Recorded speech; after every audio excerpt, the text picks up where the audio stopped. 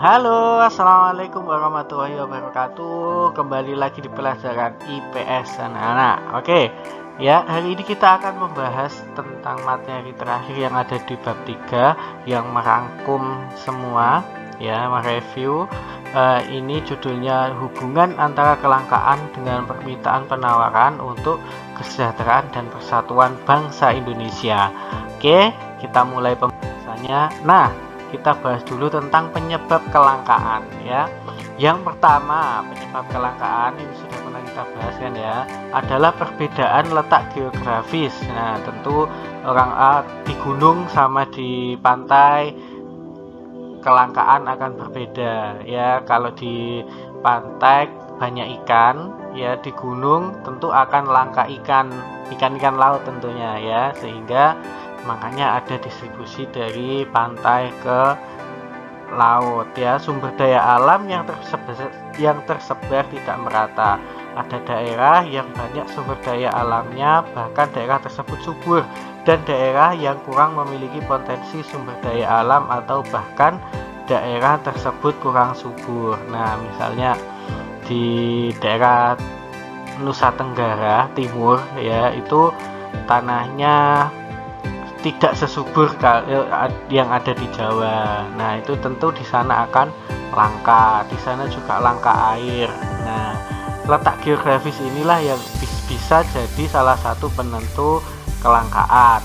Yang kedua, pertumbuhan penduduk lebih cepat dari pertumbuhan barang produksi, sehingga menimbulkan kesenjangan antara kebutuhan dengan persediaan barang dan jasa. Nah, ini penduduknya tambah setiap tahun dengan persentase penambahan yang tinggi, tapi ternyata pertumbuhan barang produksinya tidak seperti itu, ya. Contohnya mungkin sekarang yang sudah langka itu timah. Nah, timah karena dia tidak dapat diperbaharui, sementara manusia tambah banyak yang menyebabkan kebutuhan kolektif juga tambah banyak, sehingga membuat timah ini semakin langka. Bisa jadi nanti BBM juga seperti itu, karena dia juga tidak dapat diperbaharui. Bahkan yang bisa diperbaharui pun seperti bahan-bahan pokok seperti beras, kalau tanah pertanian selalu tergerus dan tidak ada inovasi untuk pertanian, dalam hal pertanian ini bisa jadi suatu saat nanti karena pertumbuhan penduduk yang cepat akan menimbulkan kelangkaan.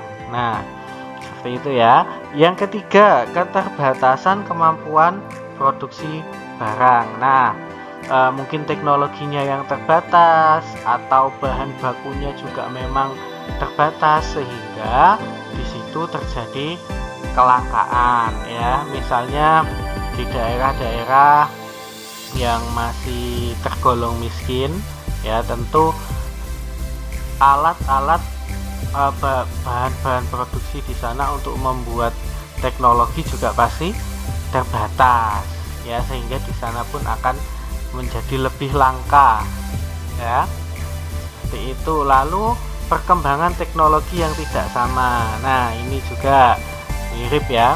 Jadi teknologi yang tidak sama di Jawa dengan di daerah-daerah terpencil, ya, di Papua tentu akan berbeda perkembangan teknologinya, ya, walaupun pemerintah berusaha keras untuk menyamakan itu semua, ya, tapi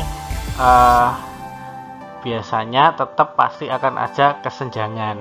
Yang terpenting kesenjangannya itu tidak terlalu jauh, ya. Contoh yang paling sederhana saja, kalau dulu Bapak masih di desa di Bojonegoro, dengan saat kuliah di Surabaya, tingkat teknologinya itu sudah sangat berbeda, ya. Oke, lanjut. Nah, keterkaitan pasar dan distribusi. Apakah keterkaitan antara pasar dan distribusi? Oke, yang pertama, mempermudah konsumen memperoleh barang konsumsi. Nah, pasar ini sangat membantu distribusi, ya, sehingga konsumen dapat dengan mudah memperoleh barang konsumsinya, ya. kamu mau beli apa, tinggal ke pasar ya. Sekarang pasar bukan cuma pasar yang secara fisik ada, tapi ada pasar online dan lain-lain, dan tentu membuat kita jauh lebih mudah karena dibantu oleh pasar dan distribusi ini ya. Jadi pasar ini sangat membantu distribusi barang. Yang kedua, membentuk terciptanya harga yang stabil. Dengan adanya pasar, barang-barang dapat tersalurkan kepada konsumen. Proses penyaluran akan membuat harga relatif stabil. Naiknya harga barang biasanya dipengaruhi karena langkanya barang. Nah, jadi anak-anak, biasanya harga-harga naik itu karena barangnya langka. Seperti contoh kasus yang sering naik itu cabai itu tiba-tiba naik. Nah, itu terjadi karena barang di pasar itu sedang langka ya. Atau telur itu juga sering naik, itu karena telur yang ada di pasaran itu langka. Kenapa bisa seperti itu? Bisa jadi karena distribusinya yang kurang tepat. Di satu tempat terlalu banyak, ternyata di tempat yang lain terlalu sedikit. Atau memang hasil produksinya berkurang, misal gagal panen dan lain-lain ya. Atau bisa juga terjadi karena kenakalan pedagang besar yang mereka menimbun dulu barang-barang itu sehingga harganya naik baru dikeluarkan. Nah, tapi biasanya kalau bahan-bahan pokok sih nggak seperti itu ya, karena bisa cepat basi. Tapi untuk barang-barang lain itu kemungkinan terjadi ya. Oke, selanjutnya yang ketiga, produsen akan mempertahankan keuntungan dan penjualan dari penjualan produk. Nah, keuntungan dari produsen dengan adanya pasar dan distribusi akan mempertahankan penjualan dengan stabil.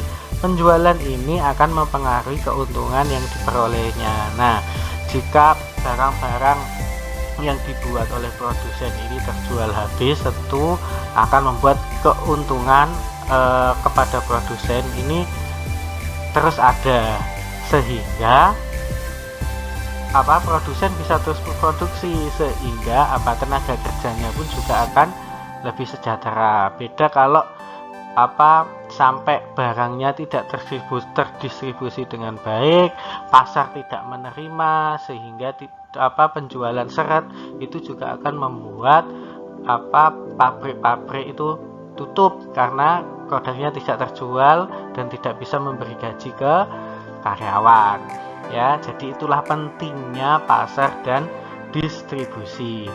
Oke, selanjutnya anak-anak.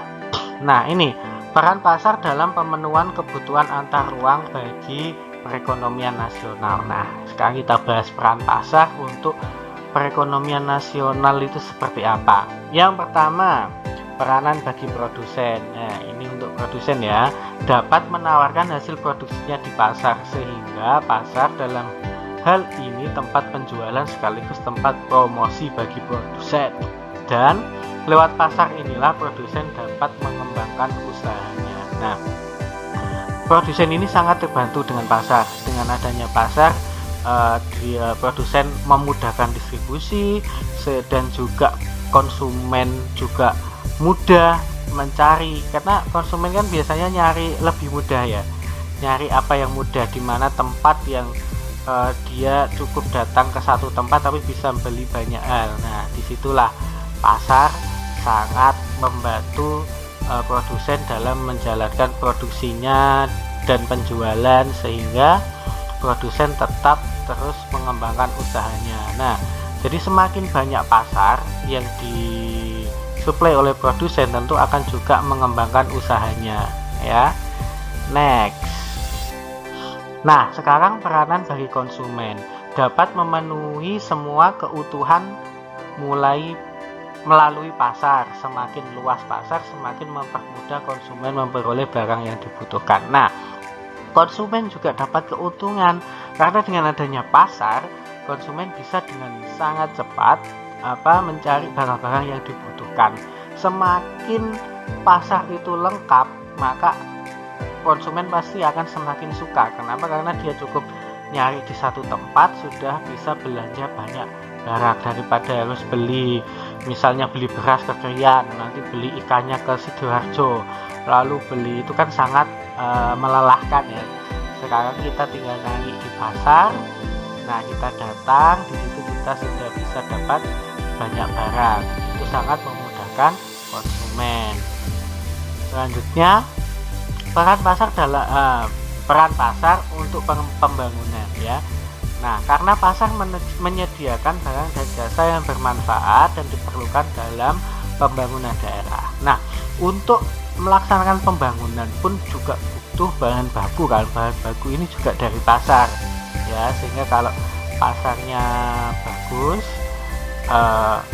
ada dan terus berjalan, tentu akan memudahkan pemerintah dalam melaksanakan pembangunan. Nah, selain itu, adanya pasar ini juga menambah pendapatan daerah melalui apa? Itu dari pajak penjualan bisa, dari distribusi bisa, pajak reklame kan, karena orang-orang yang berjualan kan juga butuh melakukan promosi di baliho-baliho kan, itu juga ada pajak retribusinya. Sehingga jika perekonomian ini berjalan, tentu pemerintah juga akan dapat menambah pendapatan daerahnya. Seperti itu.